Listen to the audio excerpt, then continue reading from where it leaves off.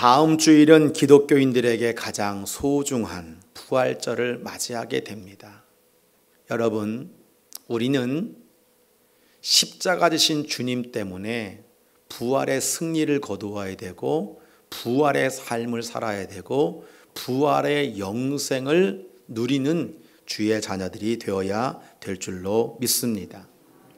만일 우리 가운데 사순절 기간 동안에 십자가의 은혜를 깊이 묵상하고 주님의 십자가를 내 삶에 잘 적용하고 부활을 향하여 달려가는 그런 성도가 있다면 그는 누구보다도 가장 큰 기쁨의 부활절을 맞이하게 될 것입니다.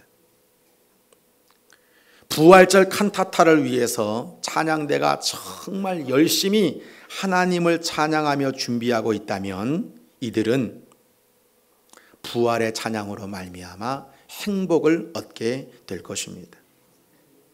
주님의 십자가의 은혜를 생각하며 그 고난받은 말씀 한 구절 한 구절을 큐티하고 묵상하고 여러분 그 믿음의 말씀을 열심히 읽고 있다면 그 믿음의 말씀이 그 영혼에게 확신의 기쁨이 되어 돌아가게 될 것입니다.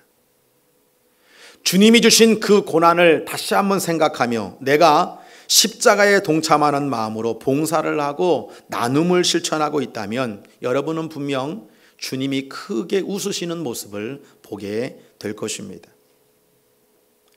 세일의 새벽 기도가 계속되고 있는데 이 힘든 기도의 여정을 내가 열심히 쫓아오고 있다면 우리는 부활의 정상에서 엄청난 희열을 맛보게 될 것입니다. 세일의 새벽 기도하면서 스티커를 붙이게 하고 있어요. 이 게시판에 보면 내가 지난 2주 동안 스티커 붙인 것들이 하나하나 어떤 분이 저한테 그래요. 목사님 이거 아무것도 아닌 줄 알았는데 처음에 한두 개 붙일 때하고 지금 계속해서 내가 기도하는 이 스티커가 올라가는 걸 보니까 너무 좋아요. 그래서 끝까지 저는 할 겁니다. 여러분 스티커 붙이는 것도 기쁨이 되는데 주님과 함께 기도하는 인생들에게 왜 부활의 감격이 넘치지 않겠습니까? 그런데 십자가를 지시는 예수님이 부활을 향해 달려가실 때 하나님께 감동을 드리지 못하고 실패한 예가 기도의 실패였어요. 마가복음 14장 29절로 41절까지 우리가 같이 한 목소리로 쭉 읽어나가기를 원합니다. 시작.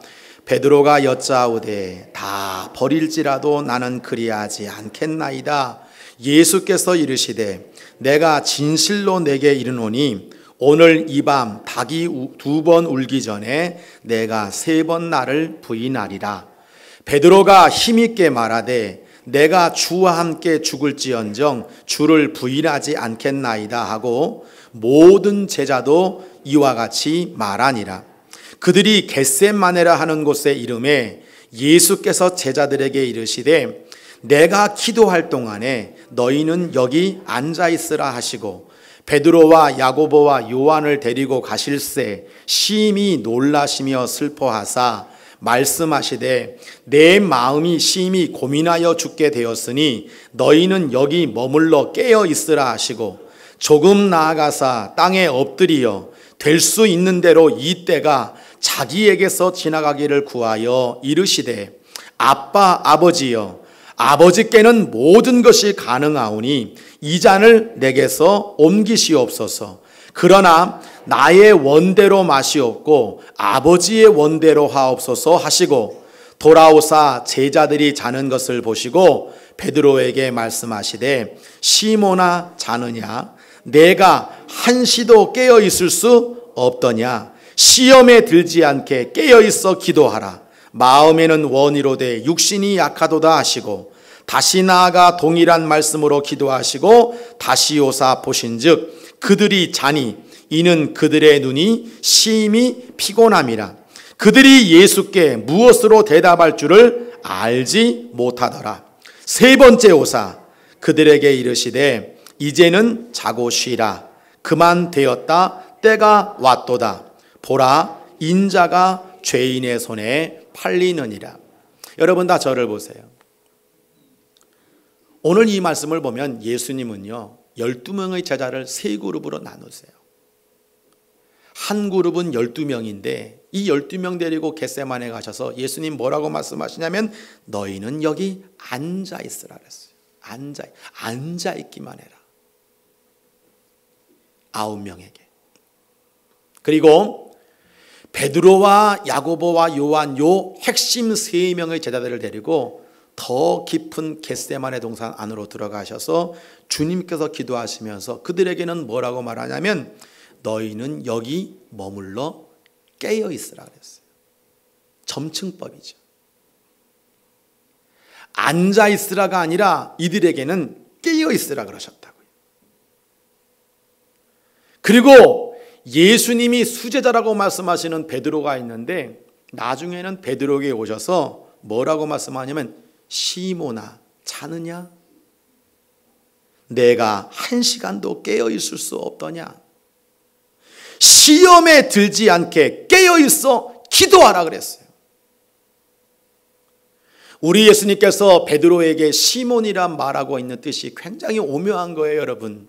왜냐하면 예수님이 이미 베드로의 고백 때문에 너를 베드로라 하리라. 베드로는 반석이에요. 근데 지금 기도에 실패하고 있는 베드로에게는 이 시몬의 뜻은 모래와 같이 부서지는 자라는 뜻이거든요.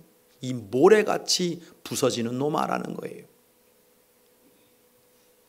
예수님은 3번째 찾아오세요. 베드로와 제자들은 힘있게 말합니다. 나는 절대 예수님 부인하지 않겠습니다. 그런데 3번 부인하잖아요. 기도에 실패하잖아요.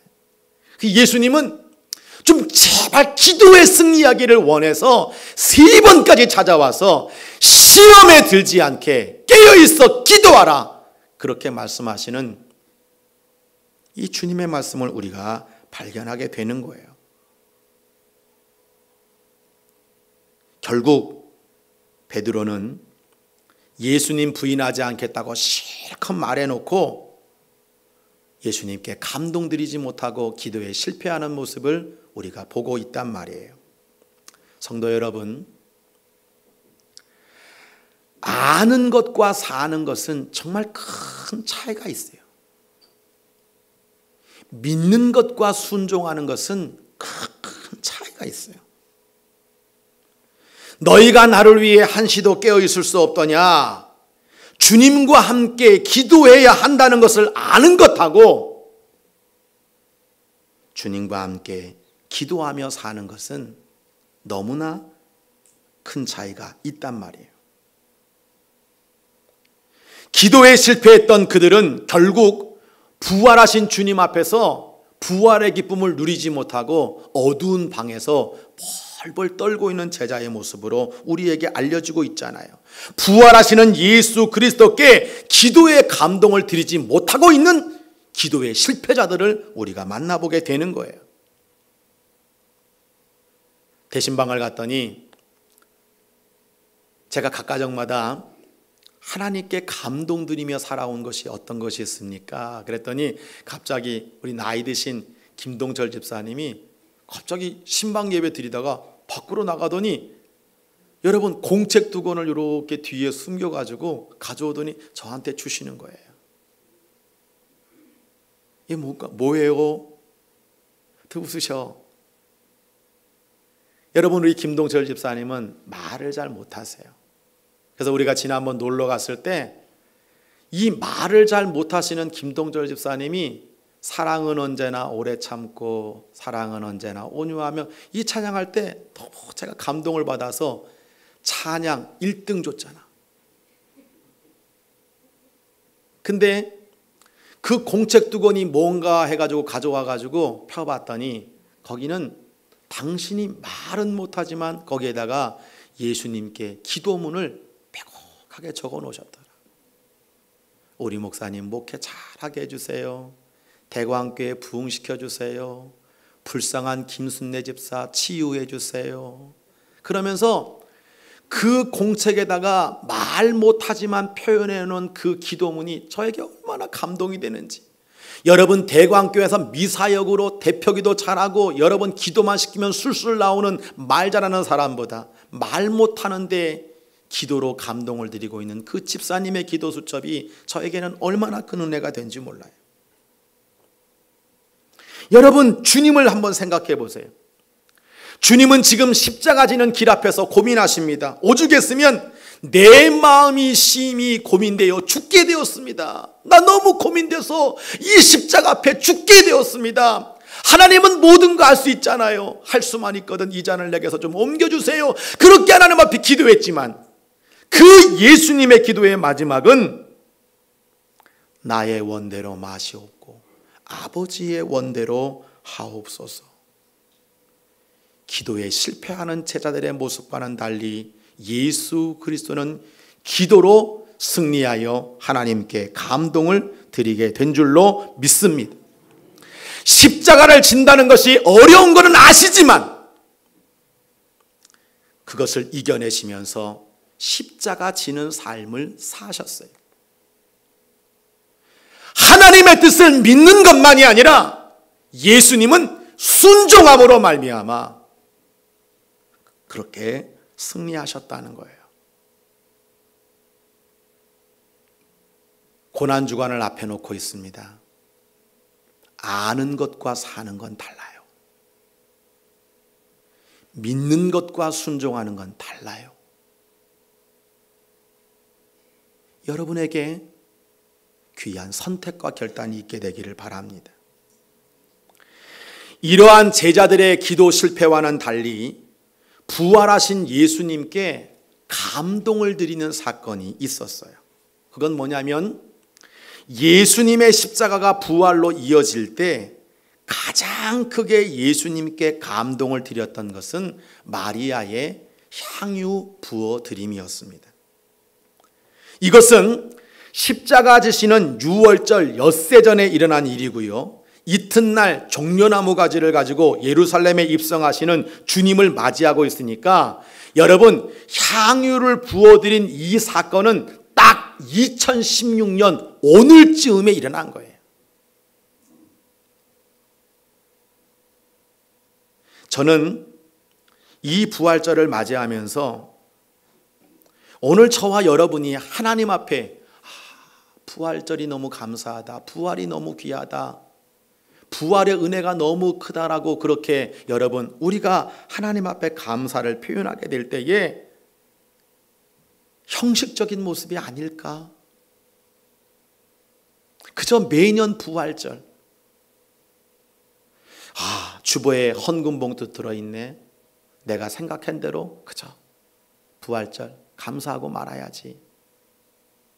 또다시 그 주님의 부활이 우리 안에 이 마리아의 향유드림의 모습이 아니라 형식적인 껍데기 같은 감사로 끝날까 봐 걱정하고 있는 거예요.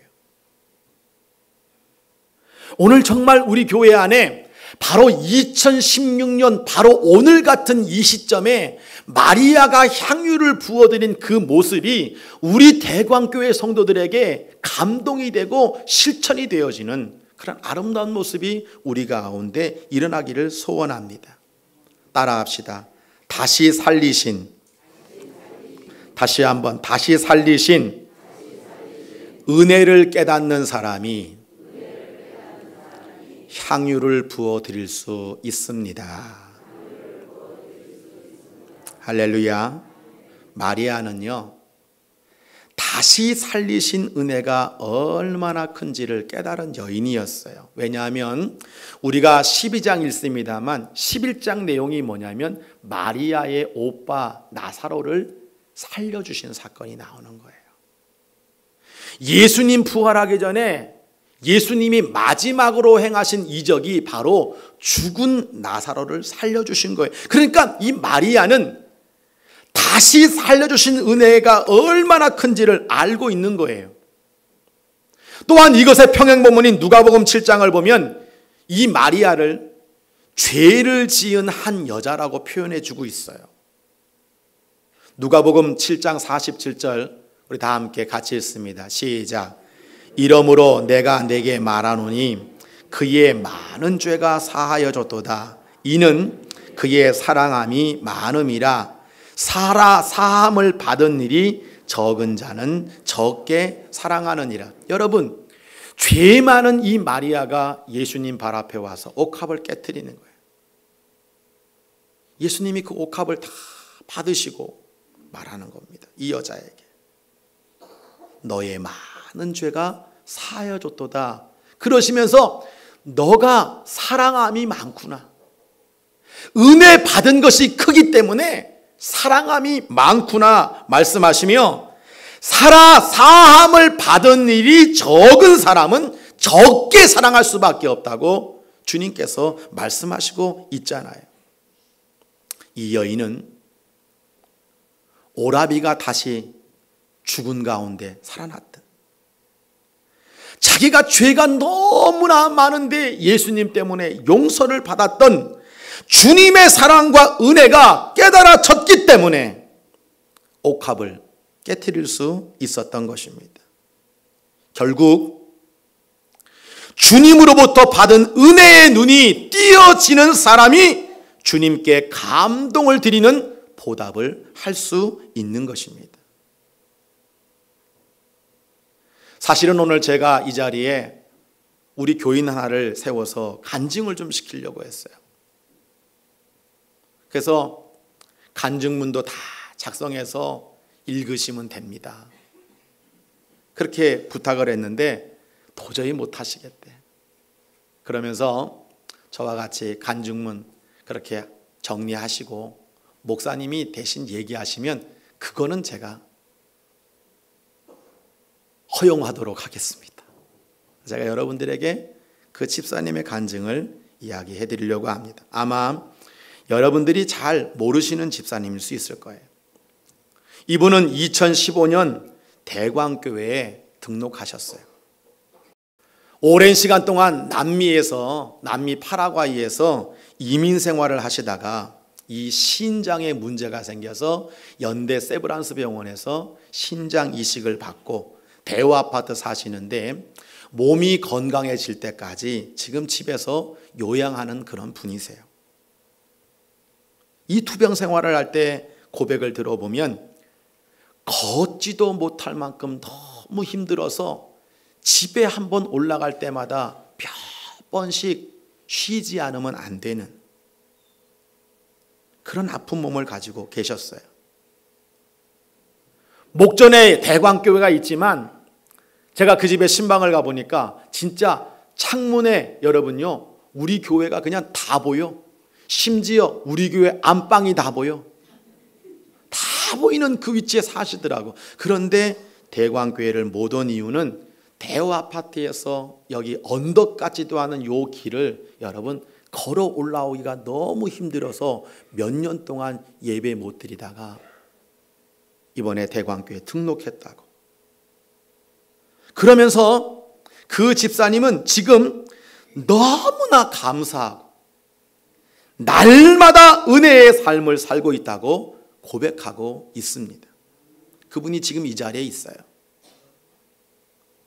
집에서 TV를 보면서 수많은 기독교 방송에서 유명한 목사님들이 많이 나오지만 김원만 목사님의 설교가 얼마나 은혜스러운지 최고래. 이 말을 듣고 은혜가 안 되시는 분은 회개하시기 바랍니다. 또한 다음 주 전교인 찬양 예배를 우리 교회가 드리게 될 텐데 그 찬양 예배를 드릴 때 그 모든 가사가 마치 내 이야기인 것 같아서 눈물을 흘리며 찬양을 드리고 있다는 거예요. 감격적인 예배를 드리고 있다는 거예요. 여러분, 김원만 목사가 정말 설교를 잘해서가 아니라 그 심령이 열려 있으니까 모든 말씀이 은혜가 되는 줄로 믿습니다. 그래서 이 대광교회 보내주신 하나님의 섭리에 진심으로 감사드리고 있다고. 그리고 이분의 고백 가운데 제가 들으면서 기분 좋아지는 게 뭐냐면 나는 정말 지금 너무 행복하다는 거예요. 여러분 한번 오른손 들고 한번 한마디 하세요. 나는 정말 행복합니다. 이렇게 억지로라도 시키는 이 소리에도 여러분 행복하다고 고백할 수 있게 되기를 바랍니다. 그런데 이분은 고백하기를 나는 그렇게 좋은 교인이 아니었다는 거예요. 자신이 건강할 때는 교만한 교인이었다는 거예요. 파라과이에 살 때 호텔을 지어서 돈을 잘 버셨나 봐. 그래가지고 돈을 잘 긁어 모으니까 잘 나가게 되고, 여러분요, 그 지역에 있는 시장, 판사, 서장, 이 지역 유지들과 여러분요 교류하면서 한 예를 드시는데, 교통 위반을 해서 딱지를 끊게 되면 그 교통 위반하는 사람에게 얘기했대요. 내가 누군지 아냐고. 내가 이런 사람들을 알고 있는데 우리 호텔에 한번 오라고, 내가 잘 해줄 테니까. 그렇게 얘기했다는 거예요. 그리고 정말 그 사람들이 와가지고 호텔에서 탁 묵고 갈 때 얼마나 여러분 자부심이 느껴집니까?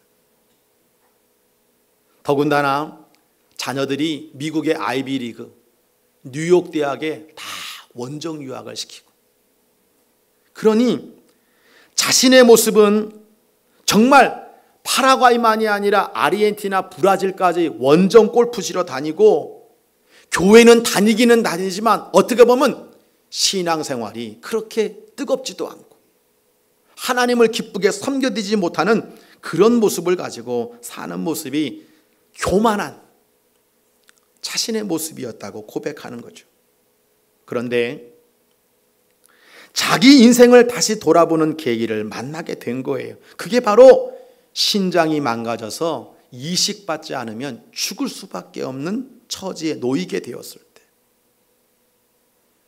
신장을 이식받는 이 사건을 통해서 이분의 인생의 새로운 시각이 열리게 됐다는 거예요. 만약 아프지 않았다면 저는 그저 세상 사람들과 똑같이 여전히 주님을 멀리하고 주님 없는 인생을 살았을지 모른다는 거예요. 이제와 생각해보면 제가 병에 걸린 것이 도리어 하나님의 은혜를 깨닫게 되는 계기가 되었으니까 얼마나 감사한 일인지 모르겠다고 그녀는 고백하고 있어요. 자기가 건강했을 때는 참 조건적인 사람이었다는 것이죠.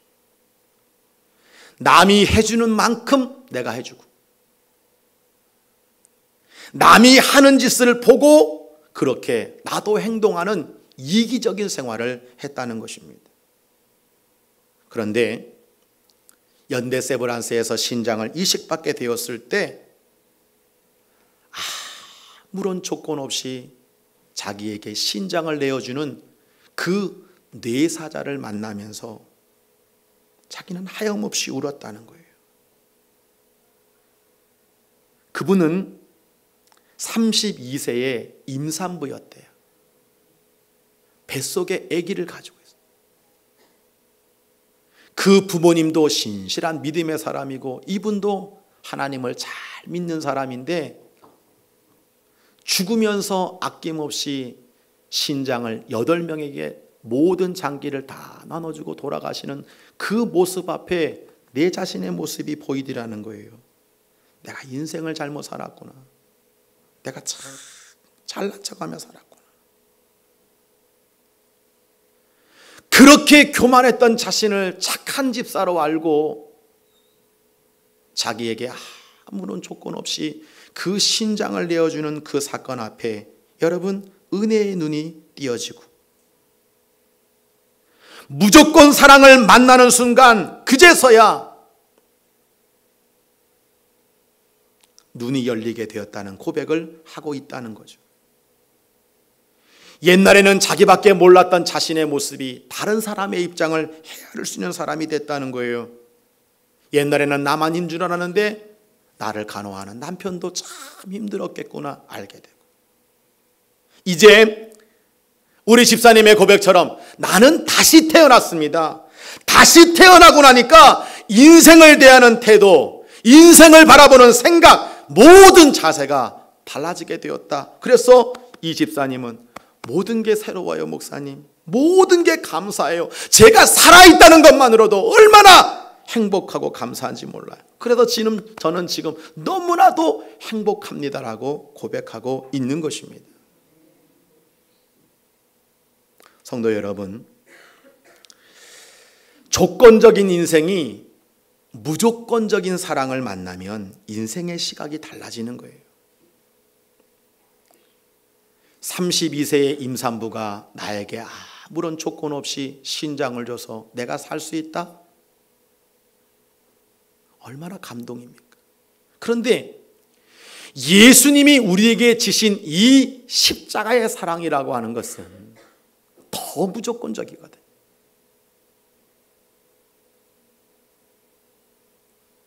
아주 죄가 극도로 심하고 아주 하나님 앞에 영광 올려드리지 못하는 인생들까지 용서하며 주시는 무조건적인 사랑이시거든요. 그 사랑을 깨닫는 인생은 영적 은혜의 눈이 열릴 수밖에 없는 거예요. 십자가의 모진 고통이 얼마나 힘드셨을까? 부활을 통해 나를 다시 살려주시는 그 은혜가 얼마나 큰가? 이것이 여러분 깨달아지게 될 때 여러분 은혜의 눈이 열리고 마음의 깨달음이 있는 사람이 옥합을 깨뜨릴 수 있는 거예요. 예수님이 나를 위해 죽으셨기에 나는 예수를 위해 삽니다. He died for me. I live for him. 예수님이 나를 위해 죽으셨기 때문에 나는 이제 그를 위해 산다고 고백할 수 있는 믿음의 고백이 바로 드려질 수 있게 되는 거란 말이에요. 여러분, 이 집사님의 간증 속에서 나를 좀 보시기를 바랍니다. 나는 은혜의 눈이 열려 있는가? 내 마음은 정말 주님의 은혜를, 그 십자가의 사랑과 그 십자가의 사랑과 부활을 통해서 내게 주시는 놀라운 상급을 내가 정말 너무 감사하게 받아들이고 있는가? 그러니까 마리아는 옥합을 깨뜨릴 수 있었던 거예요. 그러나 다시 살려주시는 부활의 은혜를 깨닫지 못하는 사람은 그 세상 계산법으로 옥합을 깨뜨리지 못해요. 주님의 겉으로는 예수님의 뜻을 운운하지만 십자가와 부활과는 거리가 먼 인생이 있는데 그게 누구냐? 가룟 유다인 거예요. 오늘 여러분 4절과 6절 같이 한번 읽어보겠습니다. 시작. 제자 중 하나로서 예수를 잡아줄 가룟 유다가 말하되 이 향유를 어찌하여 300데나리온에 팔아 가난한 자들에게 주지 아니하였느냐 하니, 이렇게 말함은 가난한 자들을 생각함이 아니요 그는 도둑이라 돈깨를 맞고 거기 넣는 것을 훔쳐감이더라. 여러분, 가룟 유다가 향유를 부어 드릴 수 있겠어요? 이 사람은 예수님과 12제자의 재정을 관리하는 재정부장이야. 그러니까 여러분, 이놈은 애초부터 뒤에서 솔솔솔솔 돈 뒤로 빼돌린 놈이에요. 그런 놈이 감히 그거 예수님이 가난한 사람들에게 나눠줬으면 좋아했을 텐데, 그렇게 여러분 하나님을 운운하고 예수님을 운운할 수 있습니까? 결국 여러분 바로 엿새 뒤에 예수님을 은 30냥에 팔아넘긴 놈이 가룟 유다예요. 그리고는 목매달아 죽었어요. 예수님께서 가룟 유다에게 뭐라고 얘기하냐면, 너는 차라리 태어나지 말았으면 좋았을 뻔했다. 다시 살리신 은혜가 깨달아지지 않는 사람은 향유를 부어 드릴 수 없어요.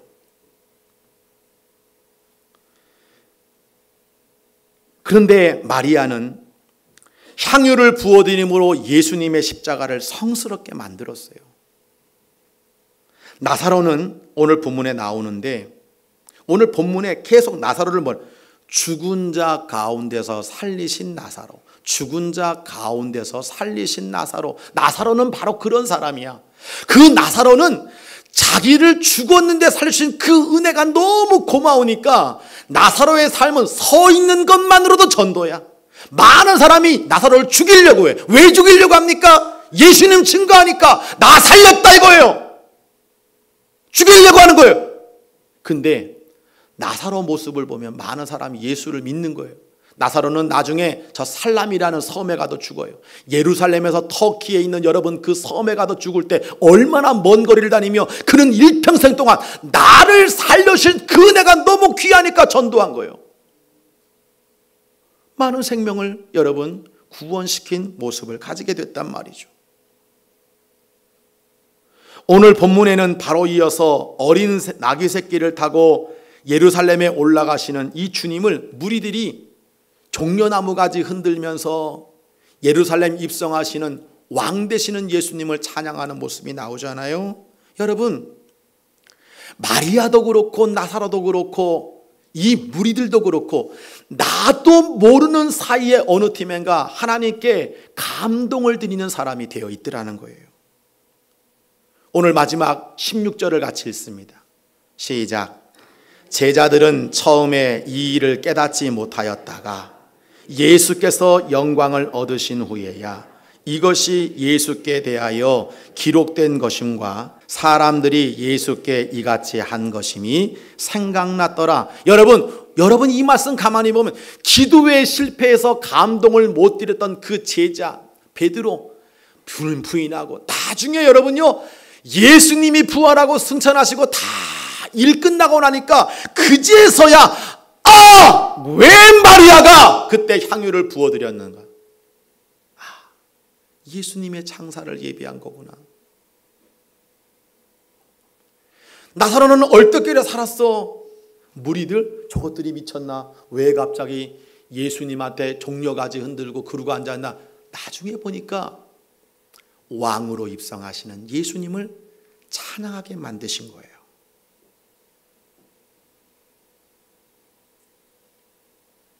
여러분 따라하세요. 주님은 향유를 부어드리고 옥합을 깨트리며 감동을 드린 영혼은 반드시 축복해 주십니다. 믿으시면 아멘 하세요. 여러분 요한복음 12장 7절 8절 오늘 본문에 보면 예수님께서 이 마리아의 향유 부어드림을 가지고 이렇게 칭찬하시고 있죠. 시작. 예수께서 이르시되 그를 가만두어 나의 장래할 날을 위하여 그것을 간직하게 하라. 가난한 자들은 항상 너희와 함께 있거니와 나는 항상 있지 아니하리라 하시니라. 여러분 예수님은 아시는 거예요. 이 여자의 향유 부어드림이 내 장래를 준비하고 있다. 그리고 8절 말씀은 기회에 대한 말씀을 하시는 거예요. 가난한 사람은 항상 너희 주변에 있다. 언제든지 도울 수 있다. 기회만 있으면 도울 수 있다. 그러나 나는 이제 이 땅을 떠난다. 예수님께 감동을 드리는 향유 부어드림은 기회가 있을 때 가능하다는 거예요. 오늘 우리들도 마찬가지예요. 항상 나중에 내가 돈 잘 벌면, 내가 잘 되면, 여러분 그 기회가 우리에게 오는 건가요? 그러다가 후회하는 거예요. 여러분 이 말씀과 함께 마가복음 14장은 예수님이 요한복음에 말씀하셨던 연이어서 그 여자에게 이렇게 또 축복을 하시고 계는 거예요. 8절과 9절 읽습니다. 시작. 그는 힘을 다하여 내 몸에 향유를 부어 내 장례를 미리 준비해. 여기에 한 구절 더 들어간 것은 힘을 다해요. 힘을 다. 이 여자는 힘을 다하여 내 몸에 향유를 부어 내 장례를 미리 준비하였느니라. 그러면서 9절 시작. 내가 진실로 너희에게 이르노니 온 천하에 어디서든지 복음이 전파되는 곳에는 이 여자가 행한 일도 말하여 그를 기억하리라 하시니라. 할렐루야. 여러분 이 여자의 예수님 장례를 위해 향유 부어드림의 사건이 2000년이 지나 오늘 이 대광교회 이스라엘과 상관이 없는 이 자리에서 여러분, 제가 여러분에게 이야기라고 전국에 있는 수많은 교회와 여러분 주의 종들이 왜 이 말씀을 하게 될 때, 사람은 어차피 한 번 죽는데 무엇인가로 기억이 남아야 될 텐데, 어떤 사람은 책으로 기록을 남기든 어떤 사람은 어떤 일도, 여러분 정말 우리가 이름을 남겨야 될 텐데, 이 마리아의 한 일은 모든 믿음의 사람에게 영원히 기억될 거라고 말씀하고 있잖아요. 저는 대신방을 하면서 우리 교우들에게 이 질문을 던졌을 때, 이 교우들이 그들의 삶을 정리하면서 하나님께 감동을 드렸더니 하나님은 참 공짜가 없으시더라고. 이간증을 얼마나 많이 하는지 몰라. 내가 여러분 그걸 다 정리하고 있어요. 그런데 제가 대신방 하면서 그 두 분이 여기 있어요. 권사 두 명의 이야기를 가만히 들으면서 제가 많은 생각을 하게 돼요. 한 사람은 드릴 게 없다, 드릴 수 없다, 얼마나 어려운지 아냐, 엉뚱한 소리, 믿음 없는 소리. 야, 저 사람은 정말 하나님이 있나? 저는 왜 교회를 다닐까?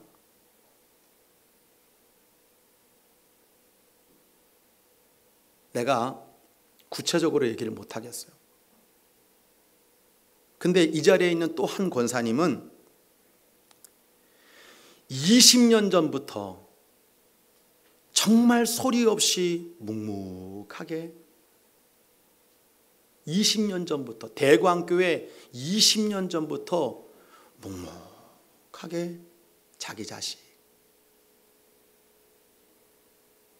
자기 남편, 자기 자신, 그래서 하나하나 그렇게 옥합을 깨트려 하나가 딱 들으면서 너무 은혜가 되더라고요. 저는 제가 앞으로 부흥회를 다니게 될 텐데, 부흥회 다니면서 예수님이 그러셨던 것처럼 수많은 불신과 믿음 없는 이 세대 속에 나는 이 권사님이 어떻게 하고 있는지를 이야기해. 내년 춘천 석사교회 가서 부흥회를 할 텐데 그 이야기할 거예요. 이분의 고백, 목사님, 저는 평생토록 드리며 살 거예요.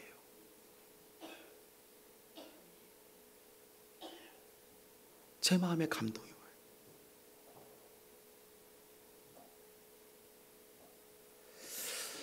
성도 여러분, 지금 우리는 고난주간을 지나고 있습니다.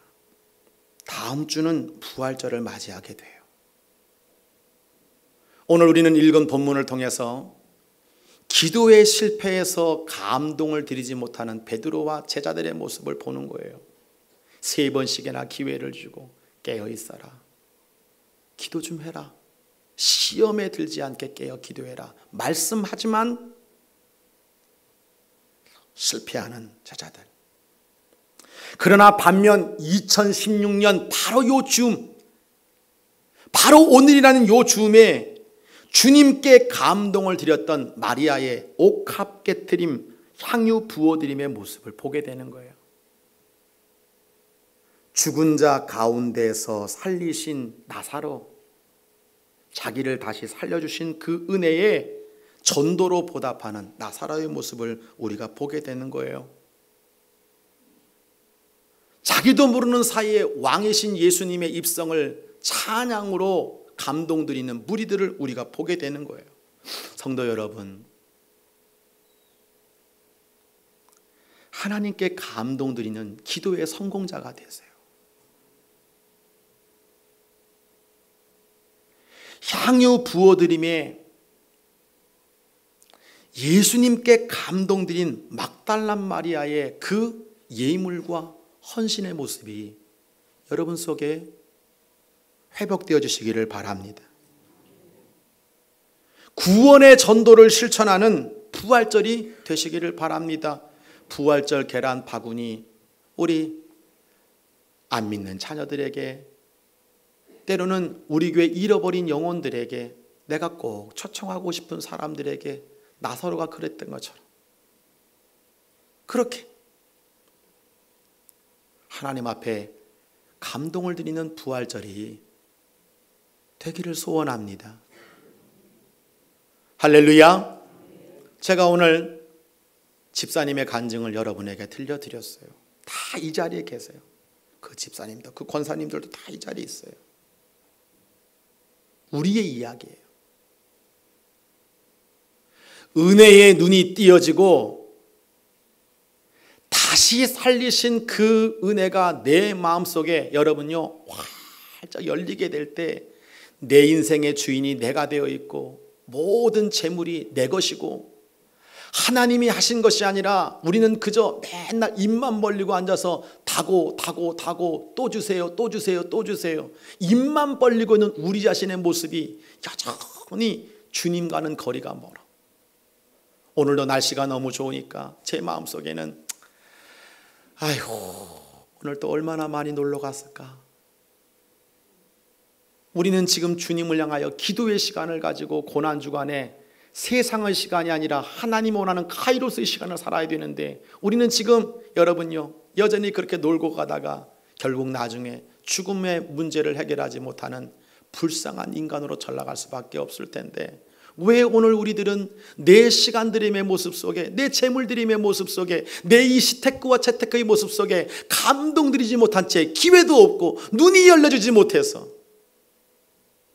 하나님을 믿으면서도 왜 이렇게 껍데기같이 믿을까?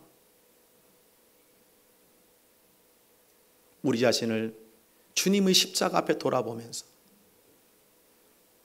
정말 예수님께 감동을 드리는 향유 부어드림의 헌신과 선택과 결단이 우리 모두에게 넘쳐나기를 주의 이름으로 간절히 축복합니다.